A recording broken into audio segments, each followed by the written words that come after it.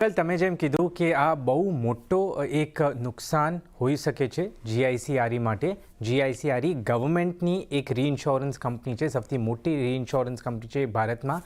હમણાં કેસ આ છે કે મે 7 તારીખે બધા જનરલ ઇન્સ્યોરન્સ અને હેલ્થ ઇન્સ્યોરન્સ કંપનીઝના સીઈઓ, ડિપાર્ટમેન્ટ ઓફ ફાઇનાન્શિયલ સર્વિસીસના સેક્રેટરી એમ નાગાર્જુના સાથે મળવાની મીટિંગ શેડ્યુલ છે।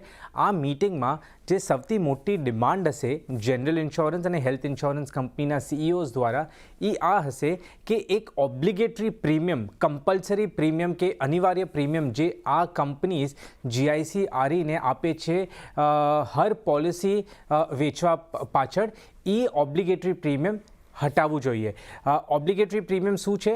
અગર આજે મેં એક હેલ્થ ઇન્સ્યોરન્સ પોલિસી વેચી એઝ એન ઇન્શ્યોરર, કે મેં એક મોટર ઇન્સ્યોરન્સ પોલિસી વેચી, 100 રૂપિયા મને પ્રીમિયમ એ પોલિસીથી મળ્યું, તો મને 4 રૂપિયા વિચ મીન્સ 4% પ્રીમિયમ જીઆઈસીઆરઈને કમ્પલસરી આપવું પડે અને એના અગેન્સ્ટમાં જીઆઈસીઆરઈ 4 રૂપિયાના પ્રપોર્શનલ એક રીઇન્સ્યોરન્સ આપે મને।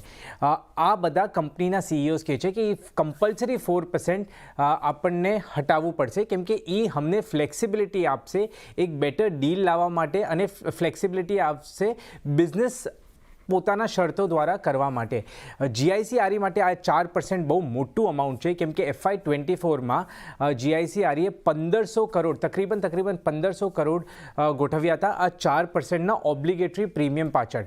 અગર ગવર્મેન્ટ આ 4% હટાવી દે ડિમાન્ડ ઉપર, તો એ 1500 કરોડનો જીઆઈસીઆરઈને નુકસાન થઈ શકે। એવા એન્વાયરમેન્ટમાં જ્યાં રીઇન્સ્યોરન્સ એનીવે બહુ કોમ્પિટિટિવ થાય છે અને એનું નેગેટિવ ઇમ્પેક્ટ ગ્રોથ ઉપર આવી રહ્યું છે, એવા સિનારીઓમાં અગર આ 1500 કરોડ હટી જાય તો એક મોટું નેગેટિવ થઈ શકે છે જીઆઈસીઆરઈ માટે। એટલે જો બહુ જ ક્લિયરલી હશે સમજાવ્યું છે કઈ રીતે આ આખી પ્રોસેસ થવા જઈ રહી છે ને જીઆઈસીઆરઈને કઈ રીતે મોટું નુકસાન થઈ શકે છે। આભાર યશ, અમારી સાથે જોડાયા અને આ સમગ્ર મુદ્દે ઇન ડિટેલ ચર્ચા કરી એના માટે। ખાસ કરીને રાજજી, તમારી પાસે આવીશ। જીઆઈસીઆરઈ જો આજના દિવસે અહીંયા ઓલરેડી 4% ઘટાડો આપણે વિટનેસ કરી ચૂક્યા છીએ, જ્યારે ખાસ કરીને આ એટલા માટે પણ ઇમ્પોર્ટન્ટ બની રહેશે જીઆઈસીઆરઈ માટે કારણ કે એક બહુ મોટો ચંક રેવન્યુનો આ બધી કંપનીઓ પાસેથી તેને મળે છે। લાગે છે આપણે કે આ જો નિર્ણય થાય છે તો પછી કદાચ અહીંયાથી વધારે આપણને ઘટાડો આવતો જોવા મળે અર્નિંગ્સ કટને લઈને? તો આમ યશે સારી રીતે એક્સપ્લેન કર્યું છે કે કેવા સ્ટોક પર ઇમ્પેક્ટ થશે અને આ અમાઉન્ટ મોટો છે, 1500 કરોડનો આ અમાઉન્ટ છે અને આ ઓબ્લિગેટરી પ્રીમિયમ હતું ઇન FY24 અને ઇન કેસ આ ગવર્મેન્ટ અપ્રૂવ કરે છે 4% નો, અને તો આ કંપનીના પ્રોફિટેબિલિટીમાં પણ ઇમ્પેક્ટ કરી શકે છે અને જે ઇમ્પેક્ટ આપણે જોઈ છે અત્યારે સ્ટોક પ્રાઇસમાં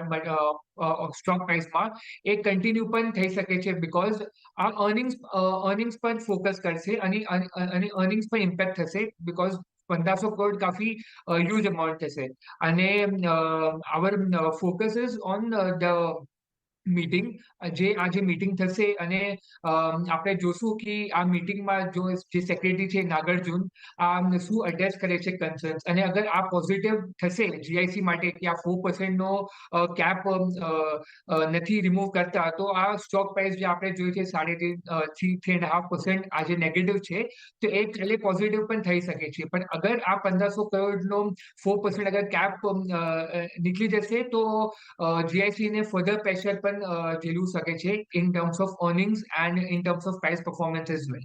તો આ વેટ એન્ડ વોચ છે।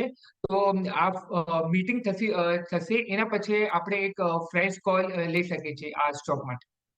તો અત્યારે એક વેટ એન્ડ વોચની સ્થિતિ અહીંયા બનતી દેખાઈ રહી છે। આજે જે આપણે નરમાશ જોઈ રહ્યા છે તે થોડી ઘણી સેન્ટિમેન્ટલ ઇફેક્ટ આપણને બનતી દેખાઈ રહી છે, પણ વેટ એન્ડ વોચ અત્યારે વ્યૂ રાજજી તરફથી બનતો દેખાઈ રહ્યો છે, ધ્યાન રાખવાનું રહેશે।